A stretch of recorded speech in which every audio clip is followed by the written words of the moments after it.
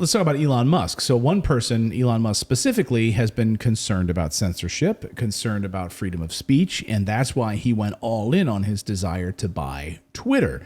Well, over the past 24 hours, we have certainly seen a wall that has been struck by Elon Musk regarding his purchase of Twitter. So according to the New York Times today, there is a big pushback over maybe purchasing Twitter because of Twitter's inability to share vital information. Well, this is actually from an SEC filing, which Twitter and Elon Musk are fighting in public, right? And so what they're saying is, so the piece of it here hinges on how many Twitter accounts are fake.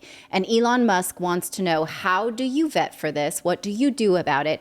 And what is the volume of Twitter numbers that are fake?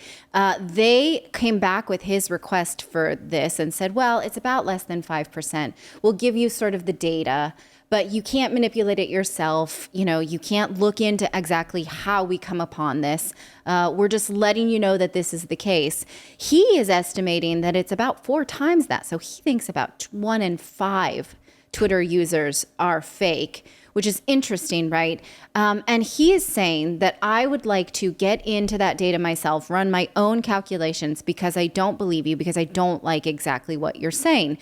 His lawyer sent an email sent a request through the SEC and says, Mr. Musk believes Twitter is transparently refusing to comply with its obligations under the merger agreement, which is causing further suspicion that the company is withholding the requested data due to concern for what Mr. Musk's own analysis of that data will uncover. So it's almost like you can think about it like if you went to buy a house and said, okay, I have, here Wells Fargo has pre-approved me for a loan of this amount.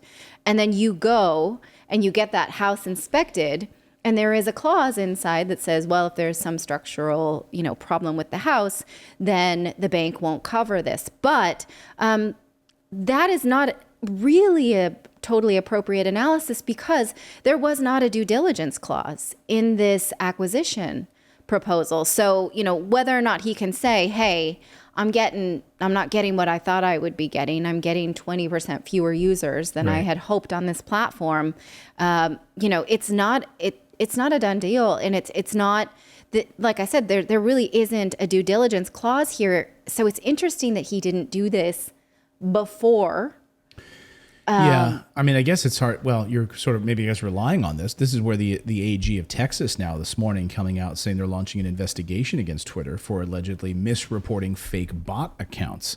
Twitter has until June 27th to respond to Attorney General Ken Paxton's demands. That's interesting. Yes. And again, the idea is, think about this for a second for the SEC point of this, like, okay, well, if you're sitting there saying to yourself, who cares about Twitter?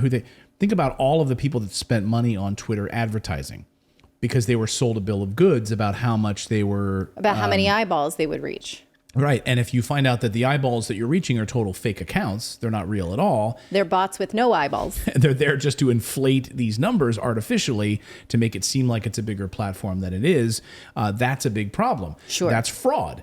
On top of that, I bet you there are plenty of other of these social media companies right now that are sort of quivering in their boots, probably trying to clean up their own shop about how many active users they have. We hear about active users all the time. Yeah. Facebook active users. Like we saw Facebook in their last quarterly filings a quarter ago, they had their first ever decline. And then they bounced back. Like the next quarter, suddenly they had hundreds of thousands of new users, right? They had a huge decline. Who's signing up for Facebook at this point? Like I found all of those numbers like really shifty. So these social media companies might have a reckoning, and it's going to be interesting to see what these government officials do to Twitter. And so it might be like a behind the scenes at Twitter or at Facebook and Instagram and WhatsApp and TikTok, Snapchat. Snapchat just had a big decline as well. Their stock tanked. Yeah. So cleaning up some of these accounts, like, hey, no, these are real users. Right. We promise you, these are real people. Yes. Twitter could say, hey, we don't want this to become public. This is part of our internal business, shenanigans. But as noted in this SEC filing from Elon Musk's lawyer, it says he will agree to this non-disclosure. He wants to see for himself but he's not going to go and make this public. Of course, he likes using Twitter, so maybe they're like, well, we don't really trust you, right? But they trust him enough to have gone through with this deal. So I don't know what it is behind the smoke and mirrors that he's not able to see. Analysts had really originally said he wants to renegotiate a better deal for himself based on whatever these numbers are.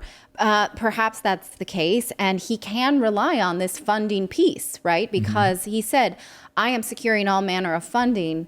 So you could say my funding, sort of like the underwriters, so to speak, need to see this. And because you're being cagey, I'm not going to be able to secure this funding. So, it's put up or shut up. I've seen some people like in the trading world saying, oh, I knew Musk was going to try to get out of this. And that doesn't make any sense to me. Like, why would you go through all of this for nothing? I mean, it seems to me at the end of the day, he uses Twitter every day. Yes. He does see it as an opportunity to at least create some sort of an open community with an open source platform for speech, and believes that. And he's going to put up that amount of money. I just don't know why in the world you would go through all of this for what? What's the end game for him to do this? To lose $1 million. Billion. The exit clause. Was it just $1 million? I thought it was $1 million. Maybe it's $1 billion. Still, I get him confused. Right. I mean, $1 million, $1 billion, what's it to him? But still, I just don't think he would go through all of this if he really wasn't really interested in this. I don't buy that argument that he doesn't want to do that. It doesn't seem like he would waste his time with this. He's already busy enough. Yes. So. Yeah. So this is an interesting one. We'll see what happens. It's not a foregone conclusion at this point. They're giving us a good show. Thank you so much for subscribing to our channel. We've been banned, we've been blocked, we've been censored. That's why we started our own website, to stay connected with you for free. That's right. So head on over to redacted.inc and make sure you're connected with us. You can sign up again at redacted.inc, not .com.